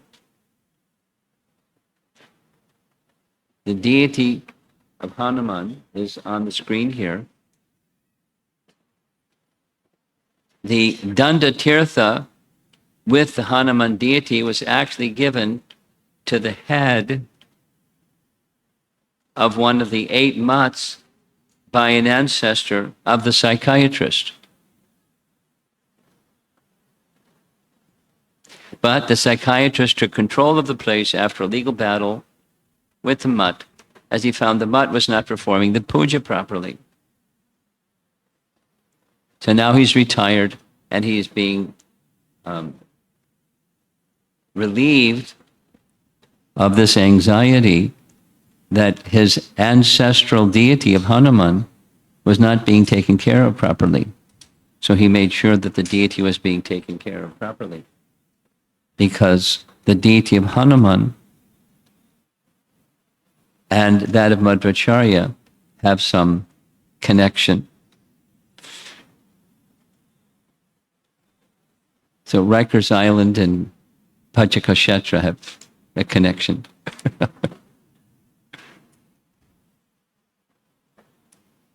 Srila Prabhupada ki jai.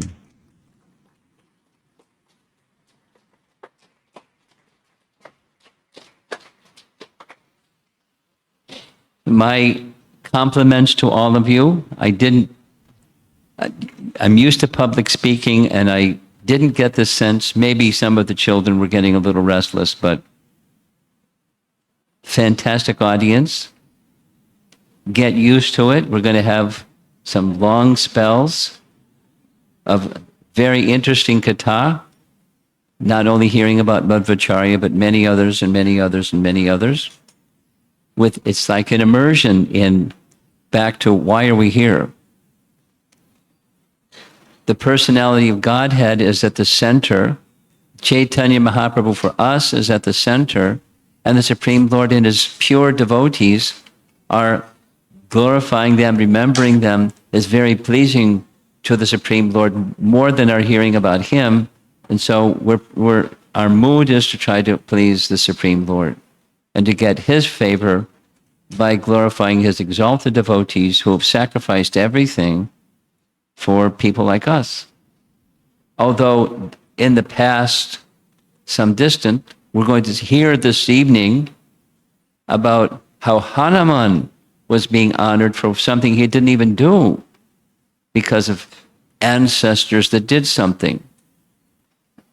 Or a person who Hanuman was serving, namely Ram, an ancestor of Ram did something and he was being honored for that. So we're not these exalted personalities that previously we'll hear more, that previously there were somebody or somebody. We're nobody. We're little specks. But hearing about these exalted personalities brings spiritual merit. Punya Shravana Kirtana, Pridyantakso Yabhadrani Vidonoti Sarit Satam, makes us purified. A little bit at least. And being attentive when hearing the glories of these exalted personalities will help the rate of purification. It's an immersion for some number of days, and then we'll go back to where we came from and become distracted again. So at least while here, try to stay focused and assimilate these messages and these nice lessons. Look at this. How long ago was Totilia and Madhvacharya together? And generations later, Hanuman is appearing in this man's dream. Who knows?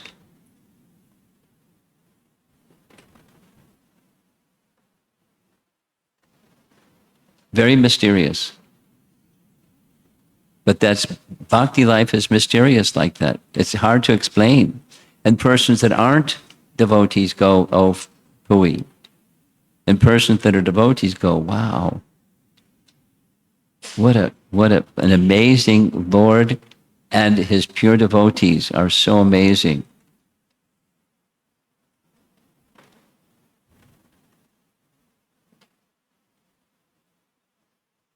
And their mission, Madhva's mission, release people from the darkness of ignorance. And our whole disciplic succession is the same. Again and again. Opposition, yes. Light, stronger than darkness. And that's our faith. And we keep moving with that faith. And something happens, the light goes on. We can see things that we couldn't see. Partly, to some degree at least, the mystery becomes resolved. The mystery of bhakti is very magical. Okay, so I'll stop here. Let's see if there's some discussion. Unfortunately, you already had breakfast, so you don't worry about what's next.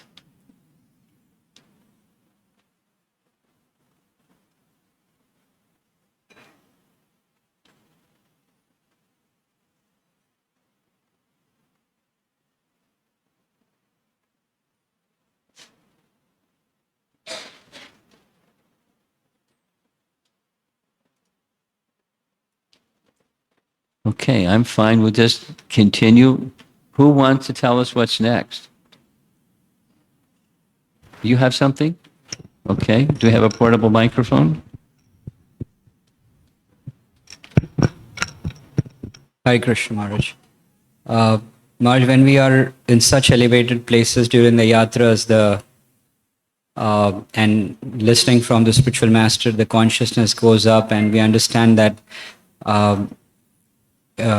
how feeble material things are. But when we are at our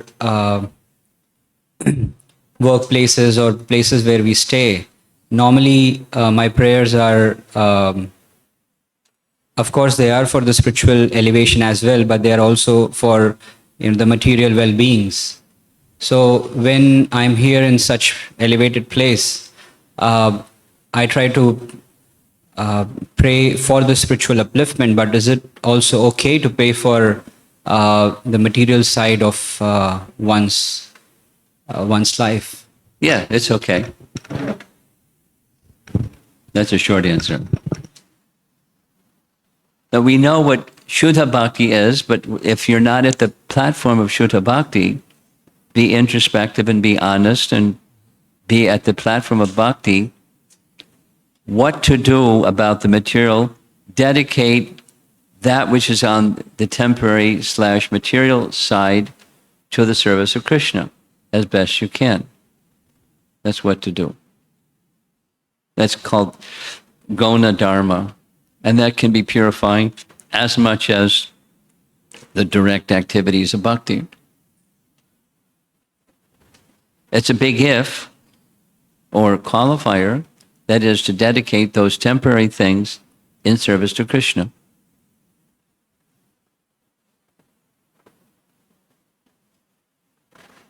I just heard in morning walk conversation, Prabhupada expressed the same thing. The what if question. And then it's okay because we have bodies and we have needs But the way to elevate oneself is to dedicate the bodies and the needs to the pleasure of Krishna. That's the test. I'll say it again. Dedicating those things that are on the material side of life, dedicating them in such a way that the pleasure of Krishna is the objective.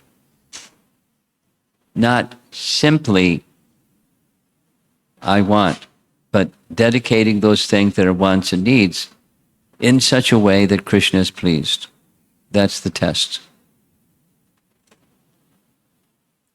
Vasudeva Kataruchi Shanmahat Sevaya Vipra Punya Tirtha Nishevanat. That's the test.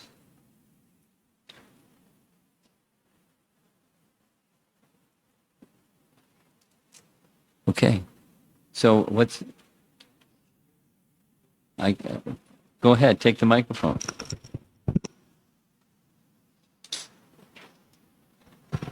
Hare Krishna Maharaj, extra humble I'm sorry I didn't obeisances. see you. You were up there in the corner. Go ahead. So, how can we describe Madhvacharya's 2 hands, 2 fingers? In picture we see 2 hands. You want to know what the two fingers like represent? this. So, how can you describe others in short? How do we speak into the mic? How can you describe in short by 2 fingers what you wanted to let us know? In short, how can you describe to others? I don't understand the question. Can we describe to somebody else in short what is really How do you help someone else? Yeah, in short. How you want to know how to help people understand why Madhva's doing like this? That's your question? Yeah. It's okay.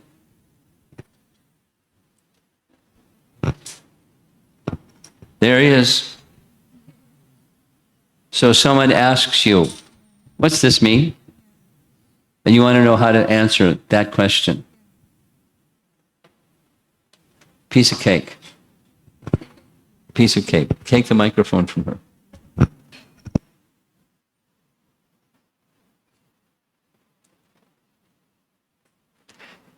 How you answer a question like that depends upon the person. So you have to customize and tailor your response to the position of the person so that it makes it easier for them to understand. So that's a qualifier to my response.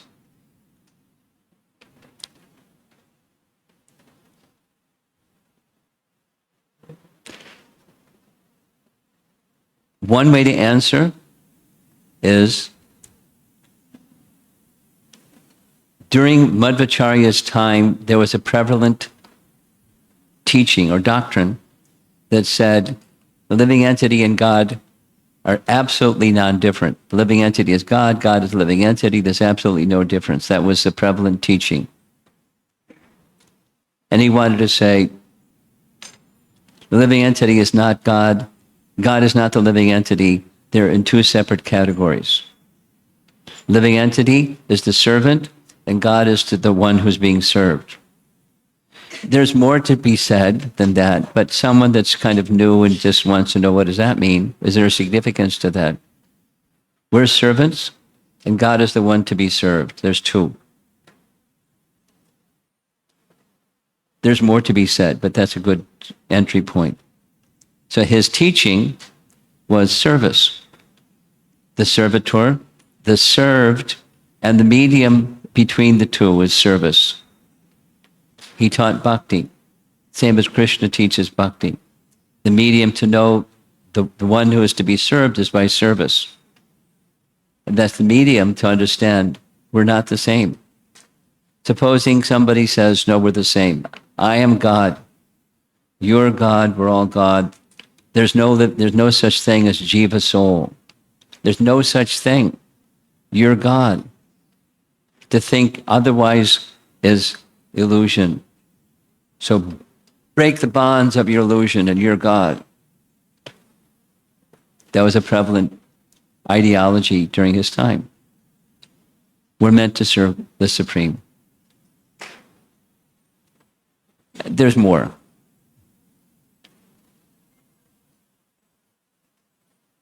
Okay, I see a hand way in the back on the ladies' side. She's kindly coming forward, meet you halfway. Guru Maharaj, I do believe that when Lord Chaitanya visited this part of the country, he took darshan of Udupi Krishna. Is there a description of other places in this kshetra that Lord Chaitanya went to? So, like, did he come Yes. here to Pajika Kshetra? Yes, we'll be visiting some of those, and we won't be visiting some of those. Okay. So he came here. You want to know where? Lord Chaitanya came here. Yes, no, but it's before he came here and after he went from here. It's in Chaitanya Charitamrita. If you want the names, Hampi is one of those places that he went, but we're not going because it's too far. It's too long of a bus ride, sorry. But it's one of the places he went. But we went to that place in a previous yatra. So it's one of the places he went that we're not going to go to.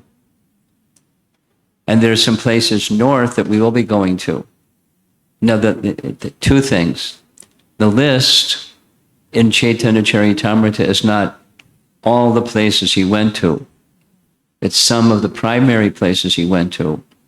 And in that list, we're going to two of them. So just stay with us. You'll be with us for the duration, right? So we'll make mention when we get there. But it's after we leave here to go to Melkote, a long bus ride. And those are the places that are mentioned in Chaitanya Charitamrita, along with some other places in between that are smaller and there's not a temple or a place that we'll spend time at. Nor is there much information in Chaitanya Charitamrita what happened in those places that we're not going to. Okay. Srila Prabhupada. Oh, there's one more hand.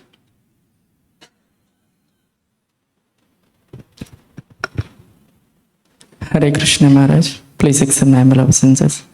Kakrashetty actually did not approach Madhvacharya. Can you turn the speaker so I can hear better? Keep going. Kakrashetty did not approach Madhvacharya to learn bhakti, but because he came in contact with Madhvacharya, he later on purified. So that's causeless mercy of Madhvacharya upon Kakrashetty. You're making a statement, you're not asking a question. I'm asking your confirmation that causeless mercy, is that causeless mercy? Oh, yeah. The fact that he came, there's something on the other end, there's something on this end. The causeless mercy has a cause. And that cause is Lord Narayan who said, come. That's the cause. And then what's he doing? He's delivering that which Lord Narayana told him to do. That's causeless. He wasn't picking and choosing. You're a good candidate. Forget the other people. The causeless mercy. Is that all right? Thank you, Maharaj. Okay. Over here, look at this.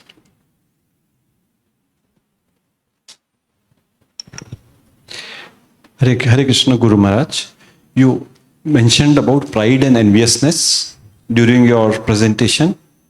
So my question is, sometimes the spiritual master expresses his happiness on or accepting some responsibility, as well as he gives a warning that we should be aware of the pride which is inherent in us. Yeah.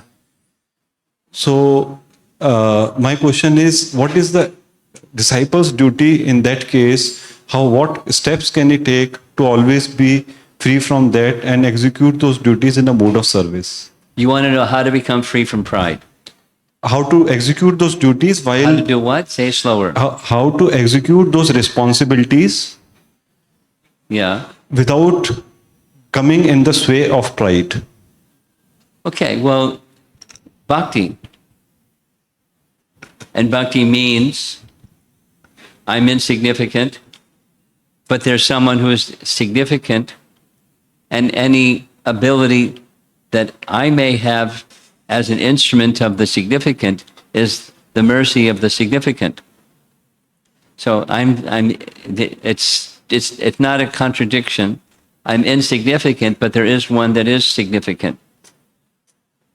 You know, don't become puffed up over borrowed plumes, is the phrase. So pride, to protect oneself from pride, is I'm very tiny. It's true. And if there's something that's of worth, it's from the person who is the source of worth. So, you know, it's a little bit like the question yesterday. I don't know if you heard the question yesterday about how did this king, the king of Udupi, know how many soldiers would die? Where did that come from? What kind of relationship did he? So he had a super soul imparted because of his pridelessness of just wanting to be in service, so he could understand things that others couldn't understand. Now, could it possibly be he could get proud? Yes. Supposing somebody can do anything. There was a nice kirtan group here at the beginning. So they can become proud. I got to lead the kirtan. Woo, woo, woo. So if one gets an ability, where's the ability coming from? So if we're to execute a mission, know that it's the giver of the mission, not the instrument. The instrument is quite insignificant. Someone else can replace the instrument with another instrument. So what's significant is not me, but it's because I'm insignificant. But it's the mission and trying to make myself fit to be an instrument. That's bhakti. Pridelessness comes from bhakti. Bhakti destroys pride. Pride destroys bhakti. Pride destroys anything good. Envy and pride destroyed everything good. Beware. Be on the lookout. Not outside over there somewhere, somebody, but over here. Be vigilant. And bhakti will protect you. Is that right? Okay. Let us end. Oh, here's another hand.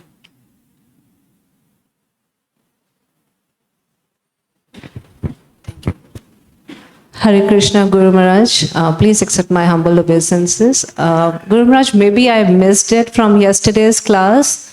I'm just curious to know about Sridhar Swami. What is the sequence? Like Shankaracharya appeared before Madhvacharya? Yes. And when was Sridhar Swami? Is it before Shankaracharya? Or? Yes. Oh, yes. Oh, yes. Okay. Long ago. I can't recall the chronology. I mean, you know, the dates, but long before. Long before. But then why do we say that Sridhar Swami mentioned in his Srimad Bhagavatam purports something about the impersonalist? So my question is... Because it's right in Bhagavad Gita. Okay. Isn't it? There are two, the personal and the impersonal. And the impersonal is very difficult to set. So it is existing during Krishna's time. It's not a new thing. Shankara systematized it, but it wasn't a new thing. Okay. And popularized it. But it's not a new thing. Thank you. It's a challenge, confrontation challenge to bhakti. And there's a supreme person, is to say there isn't. It's not a new thing. Okay, let's end there. Srila Prabhupada ki. Yeah. Hare Krishna, just one important announcement. Now we'll be going to Please the next... sit down.